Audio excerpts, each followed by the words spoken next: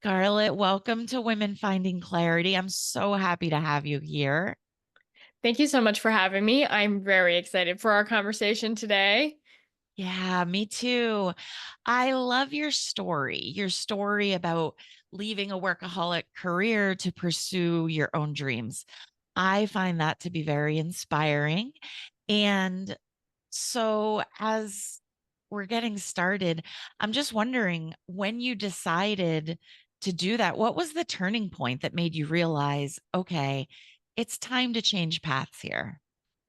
Yeah, there was actually a couple moments where this happened. There wasn't one huge pivot point that happened very rapidly and changed everything forever. There was multiple pivot points that happened over a long period of time that led me to this point. One of those being a very harsh rock bottom of recognizing that I was not in a good place, that I had just been going with the flow, operating from a place of should and success and who I thought I was supposed to be, and had found myself in a pretty toxic relationship, just in a overworking work environment and bringing it into every aspect of my life and really losing pieces of who I was and what I wanted to become this person who was just doing everything right and doing what I thought I was supposed to be doing. And so I had to hit a pretty hard rock bottom and recognize, wow, I don't want to live this way anymore. Before, I didn't think I had a choice, but now, when it really comes down to it, when I've been on this downward spiral for quite some time, now I realize I'm the only one that can get me out of this hole that I've been digging myself into.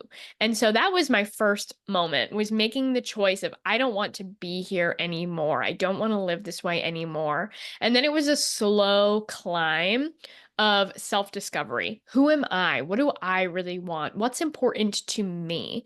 And then it was, continuing on this path, continuing to take these steps and then find the breadcrumbs that ended up being laid out before me. And really, what happened was I started to say yes to the things that actually lit me up and the things that I discovered I actually enjoyed. And I kept following that path. And that led me to yoga and starting my own yoga practice. It led me to taking my first life coaching certification just out of interest and just because I thought it would be a good skill to have. And then by the time I was done with that certification, I was like, oh my gosh, this is what I am meant to do. And I just kept going from there. I got my yoga teacher training, I got Reiki attuned, I started attending retreats all over the country and all over the world. And I just kept going, kept saying yes to opportunities, kept building on my skill sets. And that has really led me to where I am now. That's a beautiful path that you just painted the picture for. And I think we've all kind of been there at one point or another in our lives of just following what we thought that we should be doing next, right? I actually, I've been married to my husband for almost 24 years now. But I got married right out of high school. And so this is actually my second marriage. And I think even though in high school we loved each other, right? We were kind of ready to break up. And then we decided, let's get married. Like, that's the next thing to do. It didn't make sense. In hindsight, it didn't make sense, right? I can look back and I can say all these things were like red flags. Don't do it, whatever. But in that time, and in our underdeveloped brains, it was just the next thing that we should do, right? Because we graduated high school. And so obviously the next logical thing was to get engaged. And I think whether you're talking about marriage or your career or um, it could even be friendships, right? Whatever it is in your life, I think that it's easy to fall into what I should be doing versus what you did of self discovery, taking the time to lean into self discovery And then really asking yourself, what lights me up? What is it that I actually want, not what I should be doing?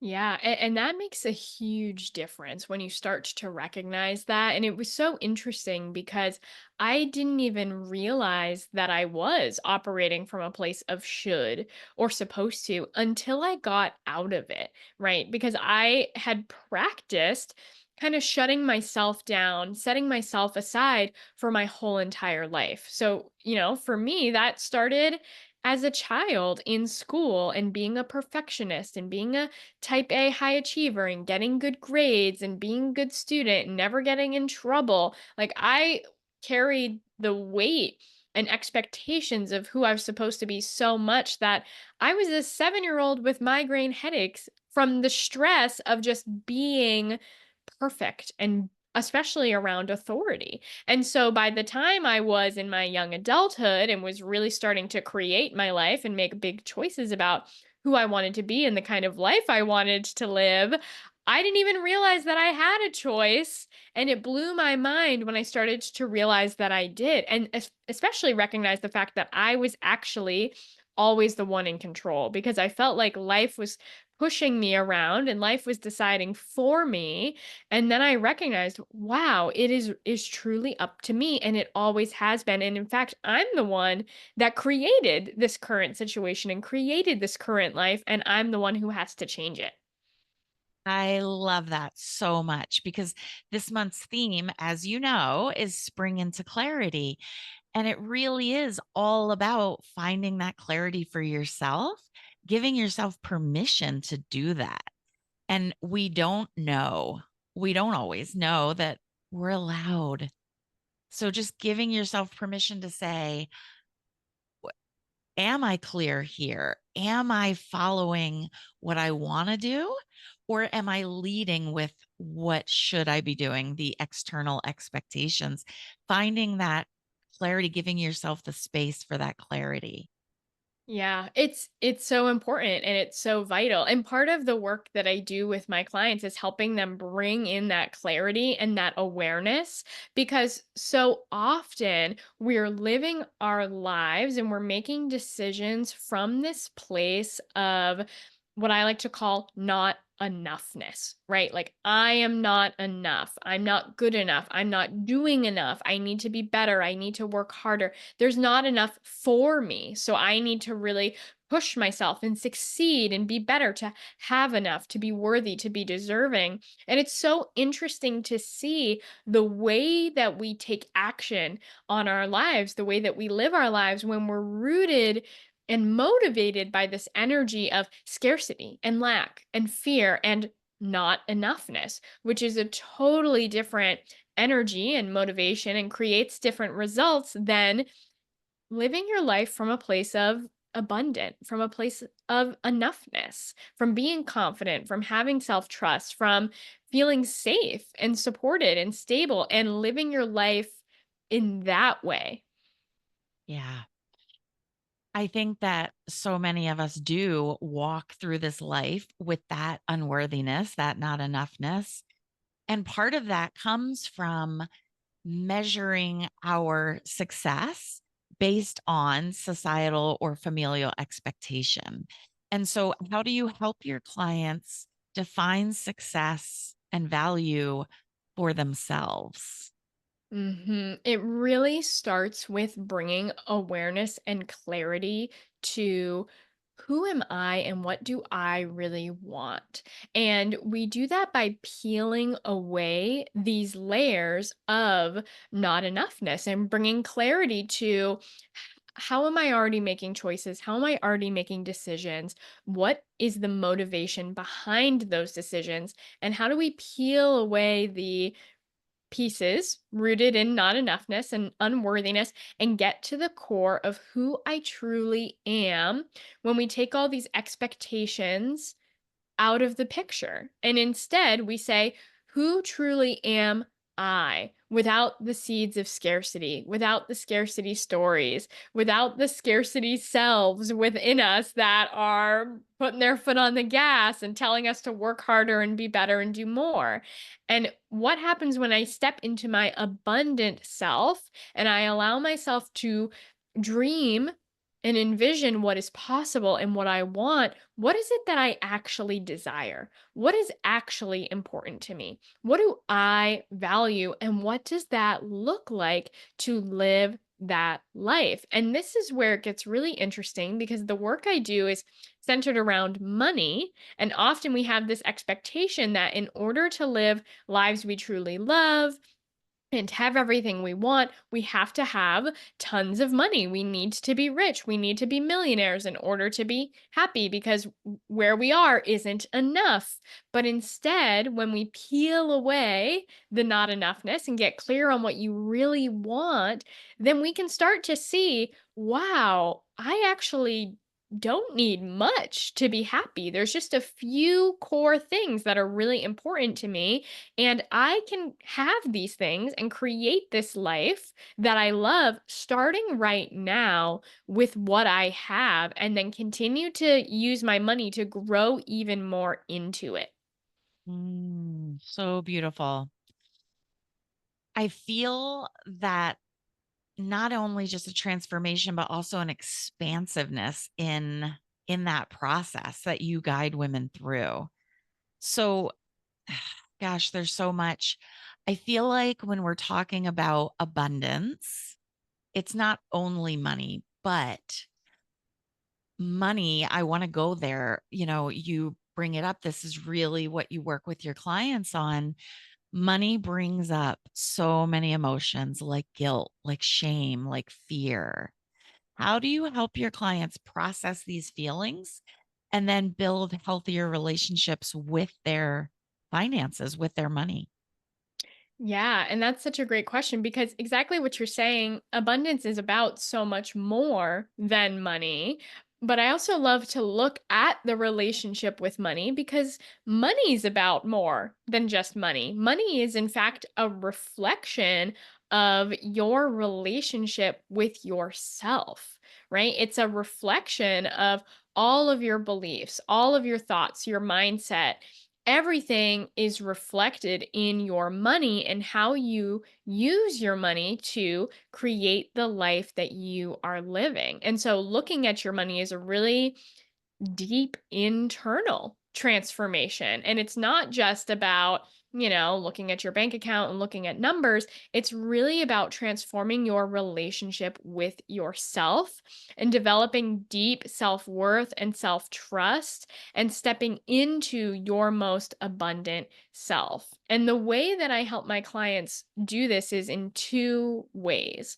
One is addressing what I call the internal relationship with money. This is looking at the beliefs around money, which again are beliefs about yourself of not enoughness, not being worthy, not being deserving, not having enough. I like to look at the stories, the memories from our childhood and from our life that implanted these beliefs, implanted these identities that create our current money mindset and shape our current reality. And then I also like to look at scarcity selves. These are the parts of us, the different parts of ourselves that are living our lives rooted in scarcity, lack, and fear. These are selves that are trying to protect us and keep us safe, but in many ways are actually holding us back from living expanded, beautiful lives that we are capable of. So, addressing the internal relationship with money, and then also addressing the external, more tangible relationship with money. And that is actually learning to look at your money, manage your money, be the one in control of your finances. And it's not about like budgeting for the sake of budgeting because you don't have enough and you need to penny pinch. No, it's about being in control of the power that you have to live your life and create your life because that's what your money is. Your money is how you manifest this life that you're living every single day with every single dollar that you spend and every single financially financial choice that you make. And so when you learn to have an actual relationship with your money, to see your money, to look at it, to get comfortable with it, to make conscious, intentional, aligned decisions about how you want to spend that money to create the life you want to live, that's how you manifest that life. So bringing clarity and awareness to both the tangible aspects of money and also the intangible relationship with money is really how I do the deep work with my clients of healing that scarcity and not enoughness so that you can step into abundance. Ooh, it all makes me hot. Because it's deep work. And you don't, when you first think about it, it just feels so surface level. Oh, I need to pay attention to my bank account. I need to balance my checkbook. But it's about so much more than just the number in the check ledger. Yes, 100%. Because whatever your internal relationship with money is a direct reflection of whatever's actually going on in the bank account. And I love to say, too, that transforming your relationship with money is one of the deepest levels of personal growth that you can go on. Because I've seen it time and time again where we can heal so many areas of life and heal so and transform so many aspects of our reality. And yet, financial stress will still be weighing us down and holding us back. And I have found that it is often the weakest link.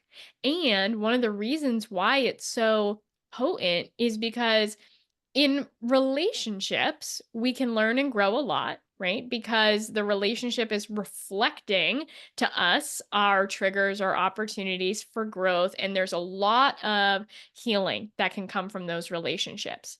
But with relationships, we're looking in a mirror, but the mirror also has some of their stuff going on, right? So there's some of their stuff, some of our stuff, and all the gunk in the middle. Whereas when you're healing your relationship with money, your money is a perfect mirror of yourself. It is a clear mirror. So everything that's going on with your money is 100% reflection of you. So when you do the work of healing your relationship with money, you're healing yourself, your deepest levels of fear and safety and survival with no filters and no one else to blame or project onto. It is all 100% you, and it's getting to the core of our survival and safety mechanisms, which is deep, scary, and sometimes intense.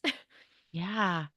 So that brings up that it is so deep and that core, that survival.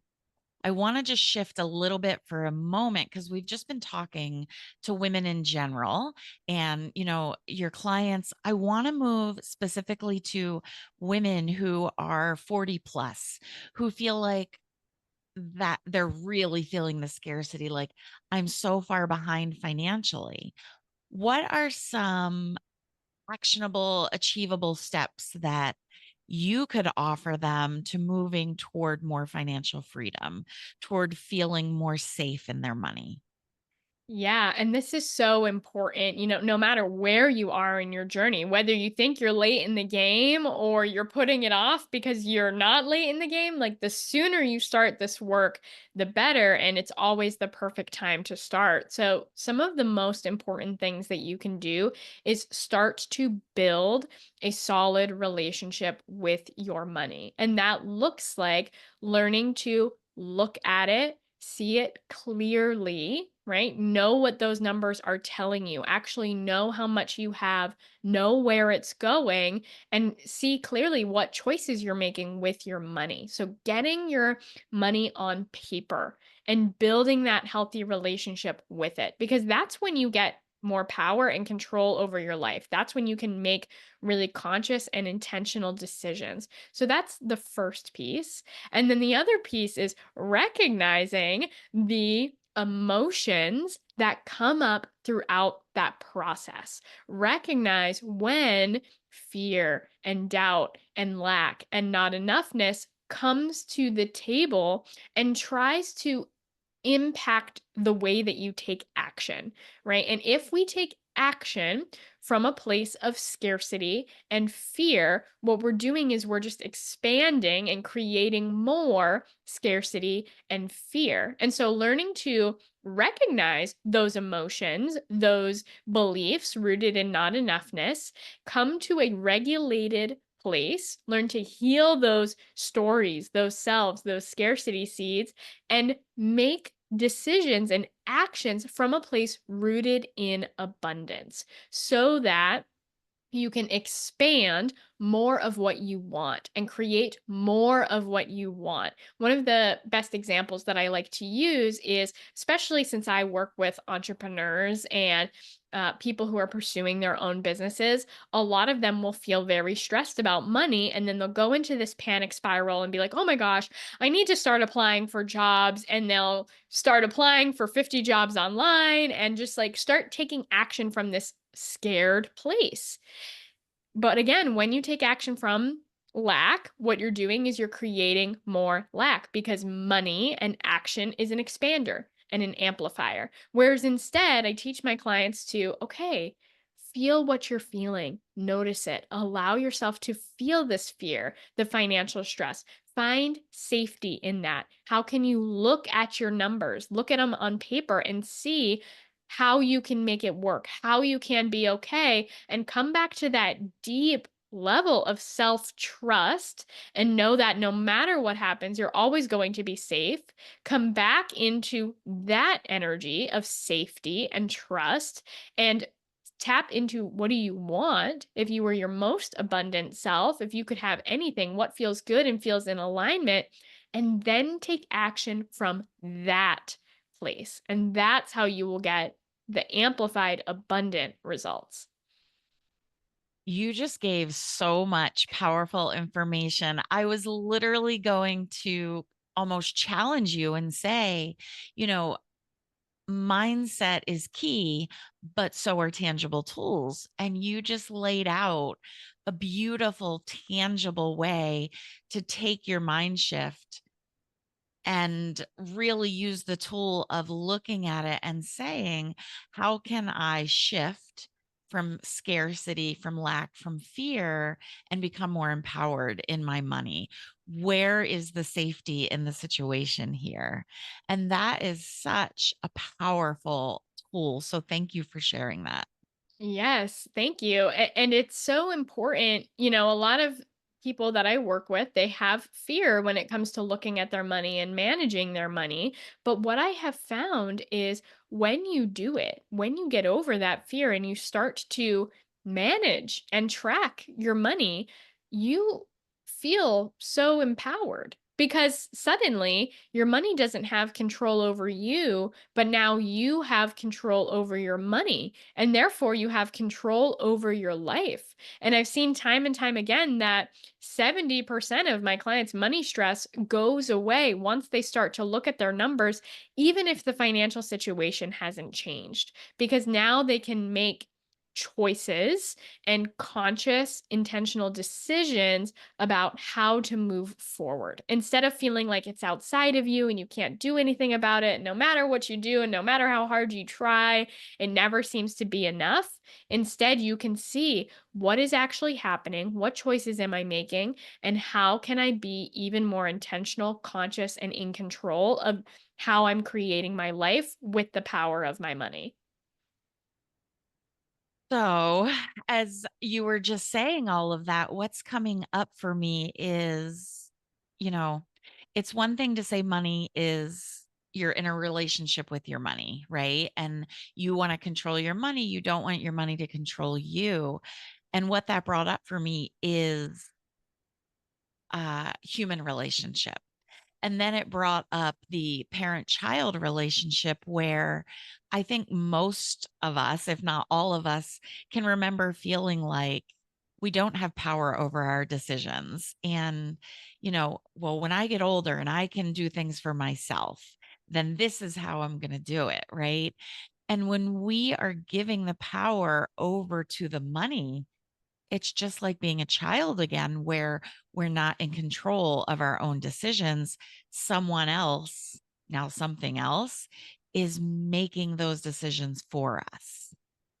Yes, exactly. Which is another reason why this work is so powerful, because it's not just about feeling financially free, it's about being the one who's in control of your life. Because that's what I did at the beginning of my journey, was I was surrendering my power. I was surrendering my control. I felt like a victim to life and a victim to circumstances, and I felt like there was nothing I could do about it. But guess what? Even though I was surrendering that power, I was still actually the one in control, even though I was pretending like I wasn't, right? Even if you are giving money the power and money has control over your life, you're still the one who's spending the money and making the money, right? You're still the one in control, even if you don't recognize it. And that's why this work is so powerful, because you're actually taking back the control that you already have. And you're recognizing all the ways in which you're the one currently creating your reality, which is good news because it means you have the power to change it. It's very Wizard of Oz. You had the power all along, Dorothy, Yes. right? And we do when we are making a conscious or a subconscious choice to give someone or something else the power, that's still our choice. So if we're living in victim mentality, it's our choice to live that way. So Yes. why not make a more powerful choice? Take that power back, live in strength, live in the power of making our own decisions versus the choice of living in victim mentality. Yeah. And it all comes back to that clarity and that awareness because, we're human. So we're not perfect, and we have shadows and we have sticky parts of ourselves that, kind of want to keep us this way and want to keep us safe and make maybe disempowering decisions. Yeah, that's all true. And honestly, I think it's fine, right? It is all fine, but recognize that this is the case, right? And have awareness of this is what I'm creating, and allow that to be a choice and a decision to say, you know what? Right now, I am going to choose fear. Right now, I am going to choose the need to survive and be in survival mode. Right now, I am going to be the disempowered, kind of lazy person for a day, and let that be okay. But also recognize that that's you and that you're in control of that.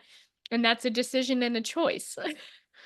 So mind blowing, so simple, and yet so powerful that it's okay.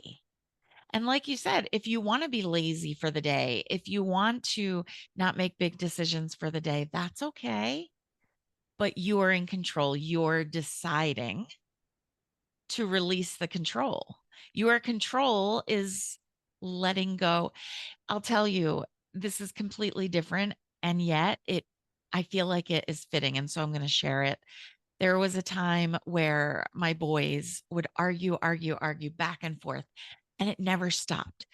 As soon as one would say something, the other one would have a rebuttal, and it just never stopped. And so I said to them one day, I'm like, it's like you have a rope and you're playing tug of war. One person pulls, so the other person pulls back. And how, like, no one is winning. So, how do you win? You let go of the rope, right? And so I love this because you're saying that the power is yours to make the decision to let go of the rope, if only temporarily. And that's okay because you're not putting that judgment on yourself. You're not continuing the fight against yourself. Yes, exactly. Right. Instead, it all gets to be for you, and it all gets to be part of the life that you're creating. And you know what? The most abundant lives are not perfect ones, right? They are expanded. They have depth. They have color. They have richness, right? Isn't that interesting? The word rich, which we think of money, but rich is like it's a dense chocolate cake. It's got like density to it. It's rich. And so, something that I teach my clients how to do is expand their capacity to experience life. And that means going through the negative emotions, going through the hard, going through really deep fear, taking really big leaps of faith and really big risks on themselves and not knowing if it's going to work out, not knowing how it's going to pan out, and being able to ride through that depth and experience the abundance of that and know that there's a high on the other side of every low and be able to experience fully all that life has to offer, the emotional richness, the emotional experience of this life in all directions. And when you do that, that's when you truly feel abundant. And so, really, it comes down to how can you find safety, financial safety, but also internal safety in every situation that life could possibly throw your way. And once you find that, that's when you will truly feel abundant. Mm. So, one thing that I've talked a lot about is this idea of true happiness, right? Because happy is an emotion. And we think that if we're not happy every day, every moment of every day of our lives, then something's wrong. And true happiness for me is no matter what's going on in the world all around you, all is still right with your soul. Right. And so I love that you brought up this idea of richness in a chocolate cake. A chocolate cake is so rich. And when a chocolate cake is so rich, we don't need a lot of it, do we, to have an abundance, to have it fill us up. And so we think we have to have a lot of money to be filled up. But if we're thinking of it and relating to it in terms of that rich chocolate cake, how much do we really need to be filled up to have that true happiness? It's not a lot. It's just finding the clarity in which cake do I want to spend my time and my calories eating. Yes, exactly. And that's one of the challenges that I often see in this line of work is this idea of needing more and more and more. And when I get more money, then I'll be happy. And then when I get more money, then I'll finally feel good. And when I get more money, then my life will be better. But that's often not the case. I've seen it time and time again that people who have this fear and feeling of not enoughness, when they get more money, they just feel more of that feeling. It really doesn't go away, which is why it's so important to find the feeling of happiness and abundance right now in the present so that you can enjoy your life now, no matter how much money that you have, so that as you do manifest more money, it just contributes to more of the abundance that you already have. It just expands the joy and the happiness that you already have because money's an expander. Whatever you currently have, you're just going to get more of it with money. And then you can use your money to say, what is most important to me? What do I want to choose? What do I want my life to look like? And how can I use the money that I have now to make that a reality now? Because it doesn't have to be off in the future when you have more money or off in the future when you have more time or more energy. Like, how can I choose my truly best life starting right now, even in small ways? So powerful. I keep using that word powerful, but the work that you are doing is so transformative. And if the answer was more money, then the people who win the big lottery, the majority of them go completely broke again. And it's because the answer isn't more money, it's more clarity, it's more richness in your life, not richness in your bank account. Right. So I'm wondering then, how do you work with clients? How can a client start working with you? What, what does that look like? Yeah. So my signature program is called Empowered Abundance. And what it is a 6-month transformation of your relationship with money inside and out.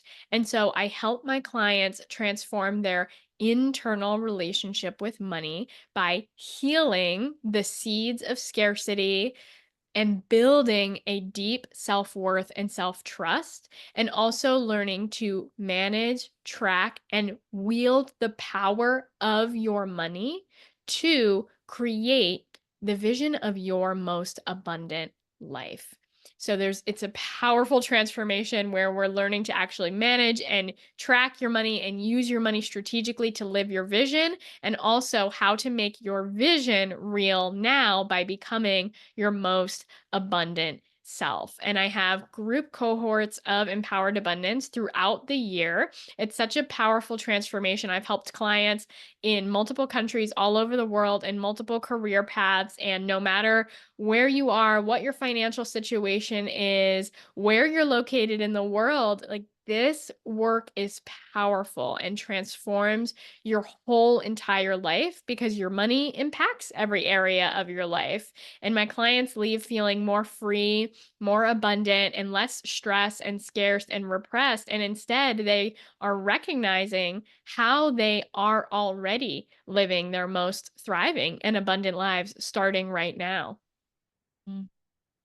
I love that it's a 6-month program and it's not, 3 weeks or 4 weeks, or because it takes time. This is a transformation.